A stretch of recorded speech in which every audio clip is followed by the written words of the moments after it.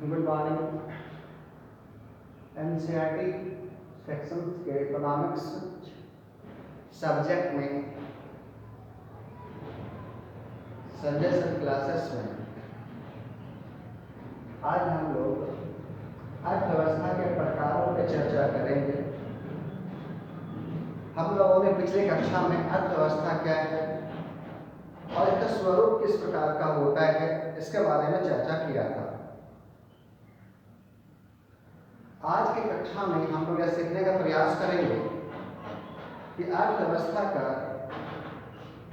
प्रकार क्या है, कितने प्रकार के अर्थव्यवस्था होते हैं। जैसा कि आपको पता है, हम लोग बचपन से पढ़ते आ रहे हैं हमारे भारत देश में जो भारतीय अर्थव्यवस्था है वह मिश्रित अर्थव्यवस्था है। मिश्रित अर्थव्यवस्था का अर्थ यह होता है कि हमारे यहाँ पूंजीवादी भी हैं और समाजवादी भी हैं। तो आज हम लोग यह जानने का प्रयास करेंगे कि पूंजीवादी अर्थव्यवस्था क्या होता है, समाजवादी अर्थव्यवस्था क्या होता है और इनके साथ साथ इन दोनों अर्थव्यवस्था का सम्मिलित सम्मिश्र स्वरूप मिश्रित अर्थव्यवस्था क्या होता है। इसके साथ साथ आज हम लोग यह भी जानने का प्रयास करेंगे कि जैसा कि हम लोग बचपन से अभी तक पढ़ते चले आ रहे हैं कि हमारा देश विकासशील देश है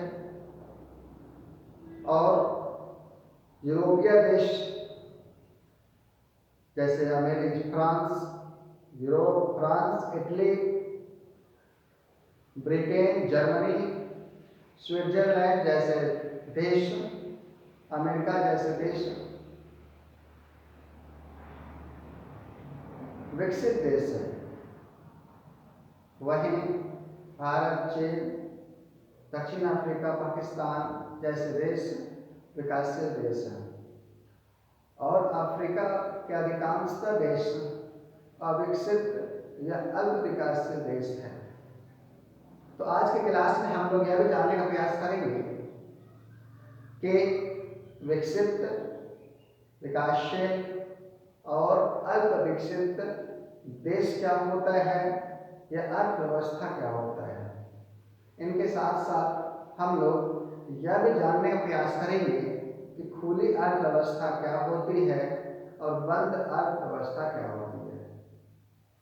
आखिर 1991 नरसिम्हा राव के सरकार में भारत में एलपीजी, लिबरलाइजेशन, प्राइवेटाइजेशन और ग्लोबलाइजेशन को लाकर भारतीय इकोनॉमिक को ओपन कर दिया।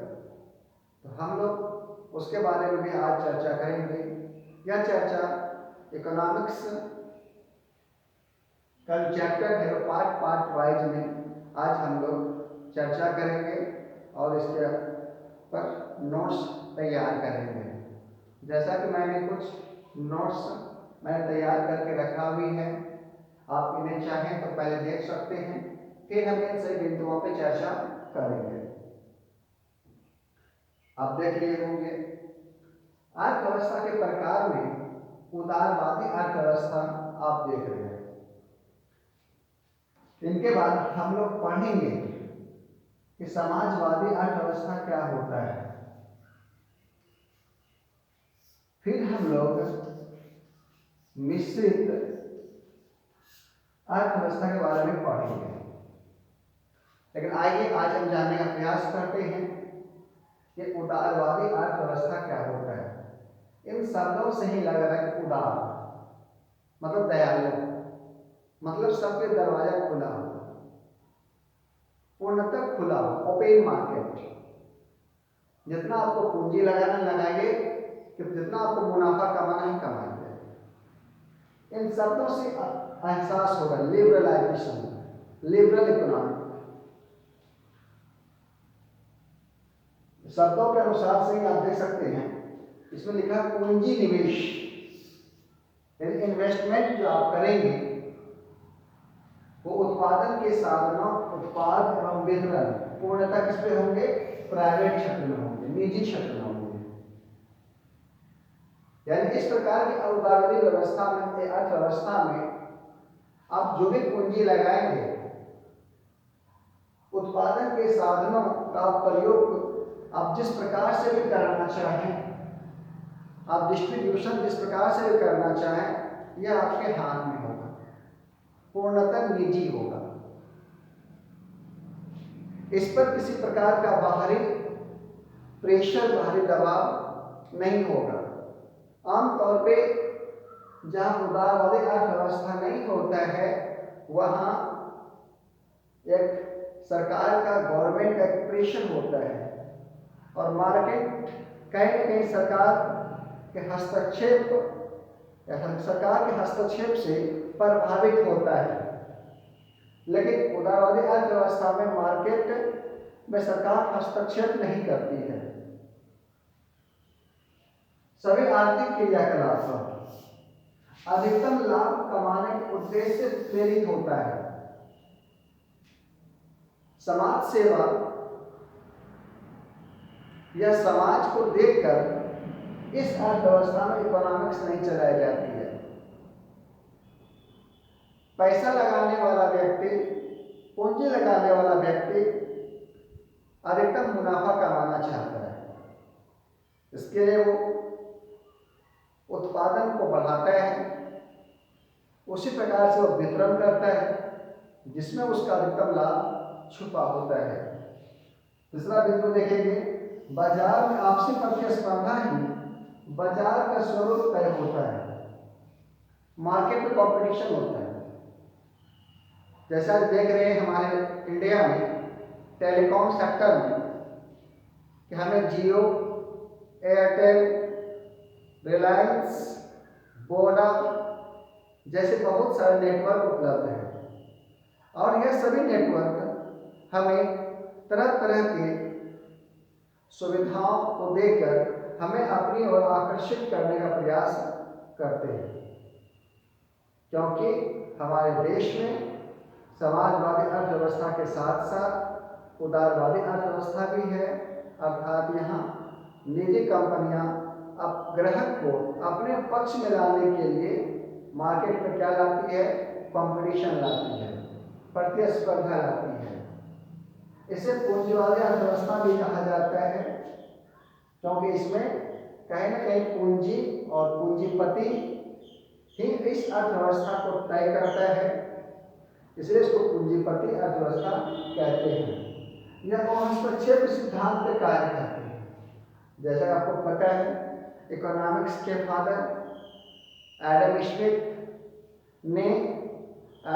का एक सिद्धांत है, लेसच-फेयर, हस्तक्षेप का सिद्धांत। इनका कहना है कि बाजार पर किसी प्रकार का नियंत्रण ना होना चाहिए, बाजार को पूर्णतः खुला छोड़ देना चाहिए। इसी प्रकार से उदारवादी अर्थव्यवस्था वो हस्तक्षेप सिद्धांत पर कार्य करते हैं। इसमें संसाधनों को मुक्त प्रवाह होता है, फ्री प्रवाह होता है। अर्थात आपके पास पूंजी ज़्यादा है तो आप संसाधन ज़्यादा का आप वितरण कर सकते हैं, पूंजी कम है तब उसी अनुपात में आप वितरण कर सकते हैं। आपको बता दूं, इस प्रकार की अर्थव्यवस्था का प्रावधान अमेरिका, ब्रिटेन, फ्रांस इनके जैसे यूरोपीय देश में उदारवादी अर्थव्यवस्था के तहत ही आर्थिक तंत्र की संपूर्ण क्रियाविधि संचालित होती है। अब हम लोग पढ़ेंगे समाजवादी अर्थव्यवस्था। पढ़ने से पूर्व आप इसको एक बार उतार लीजिए।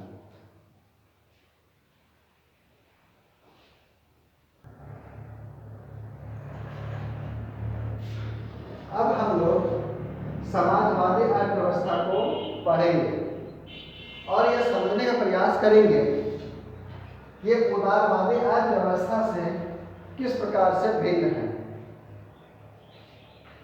जैसा उदारवादी में हम लोगों ने चर्चा किया था कि पूर्णतः पूंजीवादी है, अधिकतम लाभ कमाना इस अर्थव्यवस्था का लक्ष्य होता है। लेकिन हम यहाँ देखना चाहेंगे कि समाजवादी अर्थव्यवस्था का निर्धारण किस प्रकार से होता है। देखिए, इसमें समस्त आर्थिक गतिविधि का संचालन एवं नियंत्रण सरकार के द्वारा होता है। ठीक है, ध्यान से, सरकार करता है। और हमने यहाँ देखा था कि समस्त आर्थिक गतिविधि का नियंत्रण किसी निजी हाथों के द्वारा अर्थात पूंजीपतियों के द्वारा होता है। या उत्पादन के साधनों, उत्पाद का वितरण सार्वजनिक स्वामित्व होता है।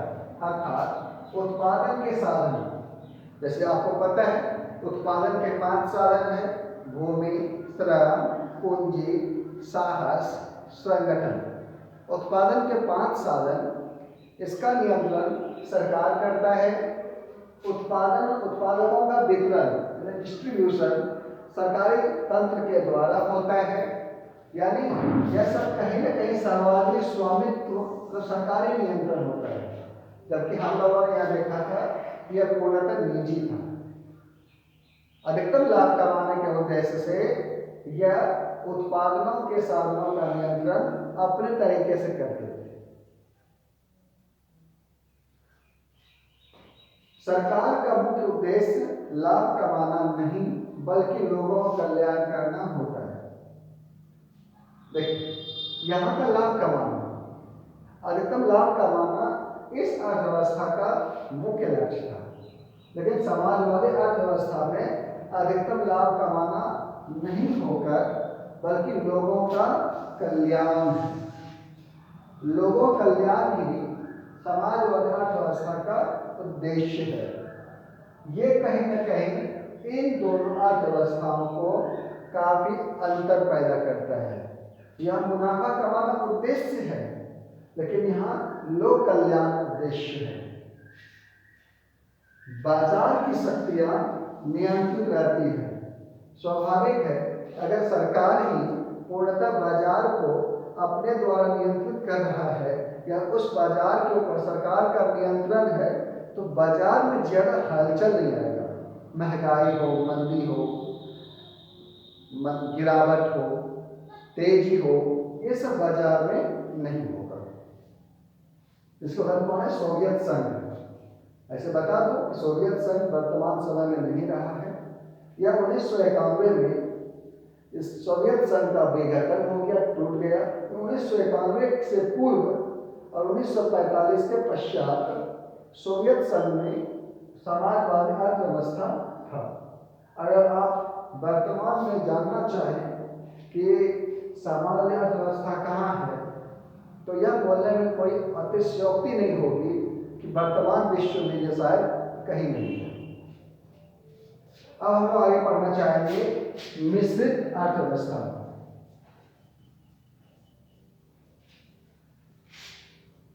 अब ये पढ़ेंगे हम लोग। भले ही पूर्णतः समाजवादी अर्थव्यवस्था पूरे विश्व में कहीं नहीं हो, लेकिन यह अर्थव्यवस्था आज भी मिश्रित अर्थव्यवस्था में अपना स्थान रखते हुए बहुतायत देशों में आज यह अर्थव्यवस्था को अपनाया जाता है। और सबसे ज्यादा चर्चित और पॉपुलर अर्थव्यवस्था हमारा मिश्रित अर्थव्यवस्था है। इसके बारे में पढ़ेंगे, आप इसको नोट कर लीजिए।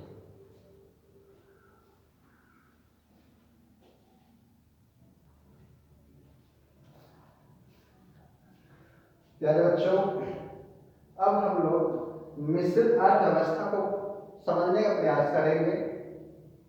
जैसा कि पूर्व में मैंने उल्लेख किया था, चर्चा किया था कि उदारवादी अर्थव्यवस्था ये पूंजीवादी अर्थव्यवस्था है, समाजवादी अर्थव्यवस्था पूर्णतः सरकारी अर्थव्यवस्था है। लेकिन मिश्रित अर्थव्यवस्था इस दोनों का मिला जुला स्वरूप है। देखिए, ऐसा यहाँ लिखा हुआ है, यह उदारवादी एवं समाजवादी दोनों अर्थव्यवस्था पाई जाती है। यहाँ सरकारी भी होगा तो प्राइवेट भी होगा। इसमें सार्वजनिक एवं निजी क्षेत्र देश के आर्थिक विकास में परस्पर सहयोग होते हैं।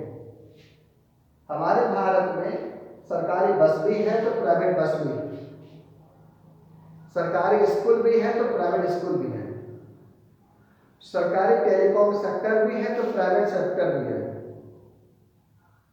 क्योंकि इसमें दोनों होता है, प्राइवेट और निजी दोनों क्षेत्र होता है, और दोनों मिल करके देश को आगे और अर्थव्यवस्था को मजबूती प्रदान करने में महत्वपूर्ण भूमिका अदा करने का करते हैं। इस अर्थव्यवस्था में जहां व्यक्तिगत स्वतंत्रता होती है, यानी आपको पूर्णतः या छूट या फ्री दिया जाता है कि आप व्यापार व्यवसाय करें, अपने तरीके से करें। जब आप व्यापार व्यवसाय करेंगे तो सरकार आपको मदद भी करेगी, आपको पूर्णतः आजादी रहेगी। वहीं समाज के वंचित और पिछड़े वर्गों का कल्याण करने के लिए, इन उद्देश्यों की पूर्ति करने के लिए यह अर्थव्यवस्था होता है। तो आपने देखा कि जहां कहीं ना कहीं व्यक्तिगत स्वतंत्रता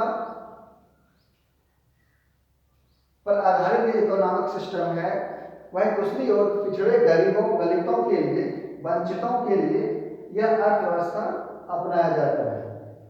इस अर्थव्यवस्था में दोनों का स्थान दिया जाता है। अगर कोई मोटिवेट या अगर कुछ नया करने वाले व्यक्ति हैं, वो निजी क्षेत्र के रूप में वो आगे बढ़ना चाहते हैं, वो कुछ नया करना चाहते हैं, व्यापार व्यवसाय करना चाहते हैं, तो इस अर्थव्यवस्था में उन्हें भी स्थान मिला हुआ है। और वहीं दूसरी ओर अगर तो गरीब जिसे दो चून की रोटी पे लाले हैं, अच्छा सा मकान नहीं है, मूलभूत सुविधाओं का उन्हें अभाव है, तो कहीं ना कहीं मिश्रित अर्थव्यवस्था को उन्हें भी स्थान दिया गया है। 1929 के आर्थिक संकट के बाद से यह अर्थव्यवस्था सामने आई है। विशेषकर इसका उल्लेख ब्रिटिश इकोनॉमिक्स जॉन मेनॉर्ड किन्स ने अपने सिद्धांत के द्वारा इस अर्थव्यवस्था को स्थापित किया था, लोगों के सामने एक नया विचार दिया था। बता दूं, किन्स का उल्लेख इसके पूर्व भी मैंने किया था। मैंने बताया था कि इकोनॉमिक्स के फादर एडम स्मिथ है। इकोनॉमिक्स के दो क्षेत्र होते हैं, एक छोटा इकोनॉमिक्स जो आपके हमारे परिवार तक सीमित होता है, जिसको बोलते हैं माइक्रो इकोनॉमिक्स। इसके जनक एडम स्मिथ को ही माना जाता है। वहीं दूसरी ओर एक व्यापक, एक देश स्तर पे, एक समाज स्तर पे, तो एक बड़ा एक इकोनॉमिक्स जो होता है, जिसको मैक्रो इकोनॉमिक्स कहते हैं, समष्टि अर्थशास्त्र कहते हैं, इनका जनक किन्स अर्थात जॉन मेनॉर्ड किन्स को ही माना जाता है। इस प्रकार से हम लोगों ने अर्थव्यवस्था के प्रकार को मैंने देखा है। अब इसके बाद अब हम लोग पढ़ेंगे विकसित, अल्प विकसित और विकासशील अर्थव्यवस्था क्या होता है। आप इसको करेंगे। धन्यवाद।